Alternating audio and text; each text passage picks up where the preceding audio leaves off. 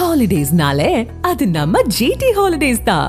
GT Holidays, South India's #1 travel brand. You know you are special when you're with GT Holidays.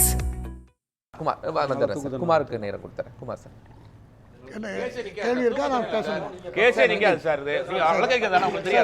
Tamil Nadu சட்டமன்றத்தில் 2 வருஷம் தான் இதுக்கு தண்டனை. நிரூபிச்சா கூட கடைசியில வந்திருக்காரு சொல்லுங்க.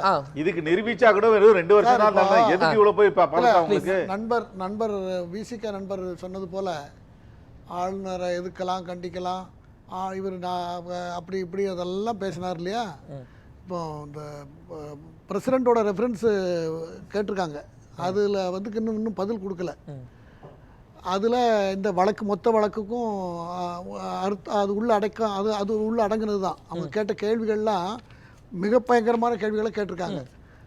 அதில் குறிப்பாக நம்ம பார்க்கணுன்னா ஆர்டிகல் 7 அவங்க கேட்டது. ஆர்டிகல் ஒரு நிமிஷம் இல்லை 200 ஒன்று இல்லை அவங்க கேட்ட கேள்வி ஆர்டிகல் 200ல் என்ன சொல்கிறது, ஒரு மனுவை ஒரு மசோதாவை அனுப்புனா ஒன்று ஆளுநர் கையெழுத்து போடலாம், அல்லது திருப்பி அனுப்பலாம், அல்லது டிஸ்மிஸ் பண்ணலாம். அந்த 3 ஆப்ஷனை கொடுத்துருக்காங்க. ஆனால் ஆளுநர் அனுப்புனதை திருப்பி 2வதுக்கு போட்டால் கையெழுத்து போடணுங்கிற கடமை அவருக்கு இருக்கிறது என்று இருக்கிறது. அதையும் தாண்டினால் அவர் குடியரசுத் தலைவருக்கு அனுப்பலாம் என்று 200, 201 தெளிவாக இருக்குது. சட்டம் ஏற்ற காலத்திலேருந்து அது இருக்குது.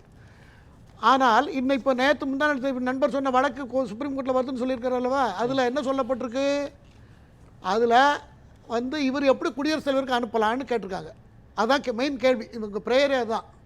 ஆனால் அது இப்போது 4 மாதத்துக்கு முன்னால் 4-5 மாதத்துக்கு முன்னால் கடுமையான விவாதங்கள்லாம் நடந்து இந்த பல்கலைக்கழகத்தை ஆளுநர்கிட்டருந்து முதலமைச்சருக்கு தமிழ்நாடு அரசுக்கே மாற்றணுங்கிறத சுப்ரீம் கோர்ட் அலோவ் பண்ணி தான் உத்தரவு போட்டிருக்கிறது. அதன் அடிப்படையில் தான் இவங்க கேஸுக்கு கோர்ட்டுக்கு போயிருக்காங்க. ஆனால் இப்போ அந்த மாதிரி நிலைமை உங்களுக்கு வராது. அந்த மாதிரி முடிவு எடுக்க முடியாது. பிரசிடென்சியல் கொஸ்டின் வந்து அது வந்து நாங்கள் ஜட்ஜ்மெண்ட் தான், அது ஆனது தான், திரும்ப அதெல்லாம் ஒன்றும் பண்ண முடியாதுன்னு சொல்லியிருந்தாலும் கூட இவங்க இதுக்கு இன்னும் பதில் கொடுக்கல. ஒரு யதார்த்தமாக நீங்கள் ஒன்று பார்த்தீங்கன்னா, இப்போ இவங்க சொல்கிறபடியெல்லாம் அந்த மாநிலத்தில் முதலமைச்சர் பேச்சை தான் கேட்டுக்கிட்டு இருக்கணும், சட்டமன்றம் சொல்கிறத தான் ஆளுநர் கேட்கணும்னு இருந்தால், ஒரு பேச்சுக்கு சொல்கிறேன், இருந்தால் அவருடைய ஓத்தில் அவர் என்ன எடுக்காருங்கிறத நம்ம பார்க்கணும். ஆர்டிகல் 159 அதை பற்றி சொல்கிறது. என்ன சொல்கிறது, ஆளுநர் ஆகிய நான் தமிழ்நாடு மாநிலத்தின் ஆளுநராக உண்மையுடன் செயலாற்றுவேன். இந்த அரசியல் சாசனத்தையும் சட்டத்தையும் பாதுகாப்பதற்கும் நிலைநிறுத்துவதற்கும் என் சக்தியை பயன்படுத்துவேன் மற்றும் மாநிலத்தின் மக்களுக்காகவும் அவர்களின் நலன் கருதியும் பணியாற்றுவேன் என்று எல்லாம் வல்ல இறைவன் முன் உறுதி எடுத்துக் கொள்கிறேன். இதுதான் அவர் ஆளுநர் உரை. சட்டமன்றத்தில் இப்படி இவங்க சொல்கிற மாதிரி இருக்குன்னு வச்சுக்கோங்க, ஒரு பேச்சுக்கு சொல்கிறேன். சட்டமன்ற வானத்தில் இருக்கிற நட்சத்திரத்தெல்லாம் கொண்டு இந்த சட்டமன்றத்துக்குள்ளே கொண்டு பொருத்துவேன் அப்படி இப்படின்னு பல விஷயங்களை போட்டு ஆளுநருக்கு எந்த அதிகாரம், நாங்கள் ஆளுநரை இதில் போகக்கூடாது, அதில் போகக்கூடாது, எங்கள் பேச்சு கேட்காம நீங்கள் தமிழ்நாடு போகிற சுற்றுப்பயணம் செய்யக்கூடாது அப்படிங்கிறதெல்லாம் இவங்க சொன்ன கடந்த காலங்களில் பேசுகிறாங்கன்னு நான் உங்களுக்கு சொல்லிடுறேன் சார். ஆக்சுவலாக சட்ட முன்வடிவை அனுப்புகிறாங்க, இங்கே டிஸ்கஷனுக்கு வந்து அவங்கள்ட்ட சிக்னேச்சருக்கு போகும்போது ரிட்டர்ன் பண்ணலாம், என்ன வேணாம். சட்ட முன்வடிவு அசம்பிளியில் வர்றதுக்கு முன்னாடி கவர்னர்கிட்ட போகுது. அப்போது கன்சிடரேஷனுக்கு பதில் ஒரு என்ன பண்ணுறாங்க, அப்ராப்ரியேட் கன்சிடரேஷன் அப்படின்னு ஒரு வார்த்தையை புதிதாக போடுறாங்க. அப்போது ஒரு பில் வர்றதுக்கு முன்னாடியே இவ்வளவு திருத்தத்தை ஒரு ஆளுநர் கொடுக்கணுமா? அந்த சட்டம் அப்படி இருக்கு. பில் மசோதாவை எடுக்கிறதுக்கு முன்னே ஆளுநர் அப்ரூவலோட தான் அதை எடுக்கணும். அது சட்டம், அரசியல் சட்டம் அதை தான் சொல்லியிருக்கு. அதுக்காக தான் அவங்க போயிருக்காங்க. அப்போ அவருக்கு அதில் இருக்கிற அவரோட ஆலோசனை அவங்க எடுக்கணும். இல்லை, எப்போவுமே அப்ராப்ரியேட் கன்சிடரேஷன் அப்படிங்கிற வார்த்தையை ஆளுநர் பயன்படுத்தியதில்லை, புதிதாக ஒரு சொல்லாடலை பயன்படுத்துகிறார் சார். அதாவது உங்களையும் என்னையும் ஒரே இடத்துல உட்கார வச்சிருக்காங்க ஒரு பொறுப்புக்கு. நீங்க அந்த பொறுப்பை பவரை எக்ஸர்சைஸ் பண்ணலாம், நான் பண்ணாம பேசாம கையெழுத்து போட்டு போறேன். இதுல இந்த அப்ராப்ரியேட் அப்படிங்கிற வார்த்தையை நீங்க எப்படி பாக்குறீங்க? கன்சிடரேஷன் அப்படிங்கறத கன்சிடர் பண்ணி எடுங்கறது ஓகே. அப்ராப்ரியேட் அத்தாரிட்டி அப்படினு எல்லா இடத்துலயும் அது அந்த இங்கிலீஷ்ல அதை பயன்படுத்துறது உண்டு. அதுல என்ன தெரியுமா, அப்ராப்ரியேட் அப்படினா பொறுப்புள்ள தன்மை. பொறுப்புள்ள தன்மை. இப்போ ஒரு அசெம்பிளில முடிவு எடுக்கறாங்கன்னா அவங்க கன்சிடரேஷன் தான், அவங்க பொறுப்பா தானே எடுக்க போறாங்க. அது என்ன அப்ராப்ரியேட் கன்சிடரேஷன் அப்படிங்கற சார் அப்போ எதற்கு மசோதாவுக்கு அவர் அப்ரூவல் பண்ண பிறகு மசோதா தயார் பண்ணவே முடியுங்கிறது எதுக்கு வச்சிருக்காங்க? அப்போ அவருக்கு ஒன்றுமே நீங்கள் பார்வையே ரப்பர் ஸ்டாம்பு அவர் ஒன்றும் கிடையாது, அவருக்கு எந்த அதிகாரமும் கிடையாது சார். இந்தியாவுல வாரன் ஹேஸ்டிங் காலத்துல இருந்து கவர்னர் இருக்காங்க. எப்ப இப்ப இல்ல, சார், அது ஒரு இப்ப 300 வருஷமா. சார் போட்டு முடிச்சு இப்போ போட்டு குழப்பறீங்க. ஆளுநர் அதுக்கு எதுக்கும் தொடர்பே இல்ல. அந்த கவர்னர் வேற, இந்த கவர்னர் வேற. ஆளுநருக்கு இருக்க அதிகாரமே இல்லைன்னு சொல்லிட்டு கேசவானந்த பாரதி வழக்கு, பல வழக்குகள்ல SR பொம்மை கேஸ்ல எல்லாம் SR ரொம்ப பொம்மை வழக்குல பல வழக்குகள்ல உச்சநீதிமன்றம் காங்கிரஸ் காலத்துல செய்த தவறின் அடிப்படையில் அவர்கள் எடுத்த முடிவால இன்னைக்கு மத்திய அரசுக்கு நிறைய சிரமங்கள். அவங்க எடுத்த ஆட்சி கலைப்பு இப்ப அவங்களோட ஒண்ணா ஏன் இருக்காங்க. சார் 10 வருஷம் ஆச்சு, 11வது வருஷம் நடறாங்க சார். தப்பா எடுத்துக்காதீங்க. கொஞ்சம் இருங்க. இவங்க பேச இவங்க இப்போ விசிகாவா இருக்கட்டும், திமுகவா இருக்கட்டும், எல்லாம் காங்கிரஸோட கூட்டணியில் இருக்காங்க.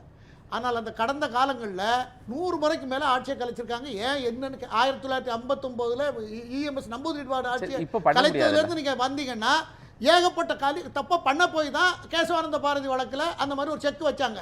எஸ்ஆர் பொம்மை. ஆமா, அதாவது எஸ்ஆர் பொம்மை வழக்கு.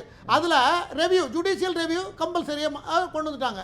கமா போட்டிருக்காங்க, அது எடுக்கல. 386 ஒன்று எடுக்கல. ஆனால் இந்த ஆட்சி வந்ததுக்கு பிறகு எந்த அரசையும் கலைத்ததில்லை. அதை முதல்ல அவங்க ரெஸ்பெக்ட் பண்ணணும்.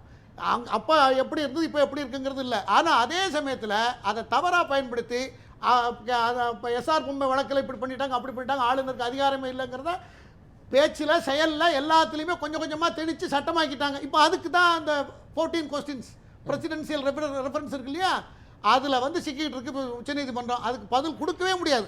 அந்த கேள்விகள் ஒன்று ஆணித்தரமான அசைக்க முடியாத கேள்விகள்.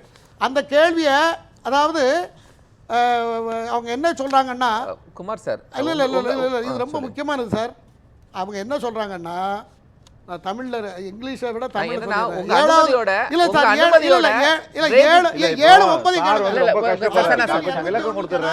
எந்த காலவரையறையும் டைம் லைன் நிர்ணயிக்கப்படவில்லை என்றால் நீதிமன்றம் வழியாக அதனை நிர்ணயிக்க முடியுமா கேட்டிருக்காங்க. சரி, 201. அதே 9வது கிளாஸ்ல ஆர்டிகல் 200 மற்றும் 201 கீழ் ஆளுநர் மற்றும் ஜனாதிபதியின் முடிவுகள் ஒரு சட்டம் அமலுக்கு வருவதற்கு முன்பே நீதிமன்றத்தில் சவாலிடப்பட முடியுமா? சட்டமாக இன்னும் அமல்படுத்தப்படாத ஒன்று மசோதாவை நீதிமன்றம் பரிசீலிக்க முடியுமா? 10வதுல ஆர்டிகல் 142 கீழ் உச்சநீதிமன்றம் ஜனாதிபதி அல்லது ஆளுநரின் அரசியல் சட்ட அதிகாரங்களை மாற்றி சப்ஸ்டிடியூட் உத்தரவு போட முடியுமா? இதெல்லாம் கேள்வி.